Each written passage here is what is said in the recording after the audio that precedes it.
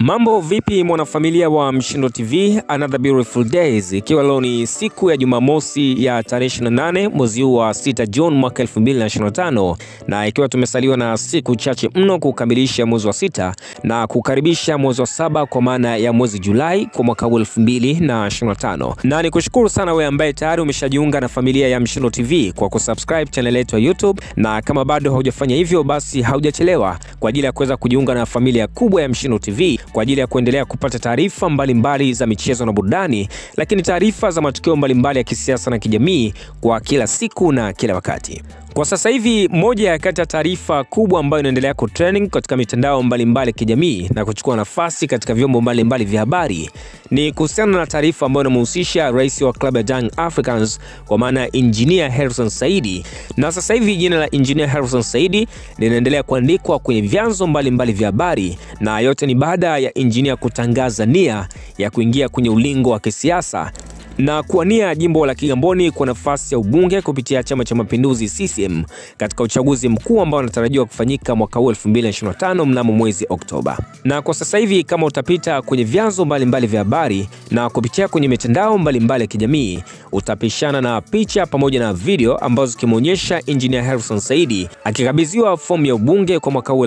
2025. Kama ambavyo unaona hii picha pamoja na video ambazo zikimuonyesha Engineer Hersi Said akiendelea kutia saini baada ya kukabidhiwa fomu ya kuwania ubunge kupitia Chama cha Mapinduzi CCM katika jimbo la Kigamboni. Na bila shaka itakuwa ni taarifa njema pia kwa klabu ya Young Africans pamoja na mashabiki wa klabu ya Young Africans, na kwa wale ambao wamekuwa nyuma ya Engineer Hersi Said pamoja na familia kwa ujumla, kwa kumwona Engineer anabadilisha upepo na kuingia kwenye ulingo wa kisiasa, na huko pia akijaribu kuonyesha uwezo wake, lakini pia akitaka kuonyesha uwezo mkubwa ambao ipo nao katika masuala mazima ya uongozi. Na wengi tunafahamu kwamba ndani ya klabu ya Young Africans Engineer Hersi Said ni kwamba hana deni, na tangia aliposhika nafasi yake ya urais katika klabu ya Yanga ni kwamba amekuwa na mafanikio makubwa sana. Na miongoni mwa mafanikio makubwa ambayo Engineer Hersi Said ameyaleta ndani ya Yanga katika uongozi wake ni kwamba klabu ya Young Africans imefanikiwa kuchukua makombe 4 mfululizo katika michuano ya ligi kuu Tanzania bara.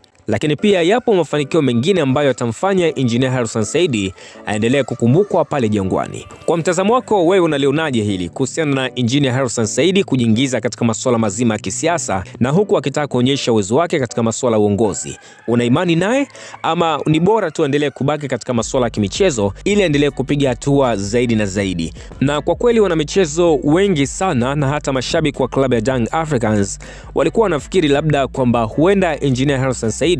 akaenda akachukua fomu ya kuwania nafasi ya urais katika shirikisho la mpira wa miguu Tanzania kwa maana ya TFF, lakini mitazamo imekwenda tofauti, na hatimaye leo hii tunamuona Engineer Hersi Said anaenda kuchukua fomu ya kuwania nafasi ya ubunge katika jimbo la Kigamboni. Lakini pia kwa viongozi ndani ya klabu ya Young Africans, kwa wale ambao wameshatangaza nia ya kuwania nafasi mbalimbali katika masuala ya kisiasa, sio Engineer tu peke yake, lakini pia makamu wa rais wa klabu ya Young Africans kwa maana ya Arafat Haji naye pia ameshaonyesha nia ya kwenda kuchukua fomu ya kuwania nafasi ya ubunge katika jimbo la Shauri Moyo kwa hapa Zanzibar. Na kwa siku ya kesho ndio itakuwa ni siku rasmi kwa ajili ya kwenda kuchukua fomu na kuijaza na masuala mengine ambayo yataweza kufuatia kwa ajili ya kupata kibali rasmi au kupata ridhaa rasmi kwa ajili ya kwenda kuwania nafasi ya ubunge katika jimbo la Shauri Moyo. Lakini pia pale ndani ya klabu ya Azam FC, msemaji wa klabu ya Azam FC kwa maana ya Hashim Ibwe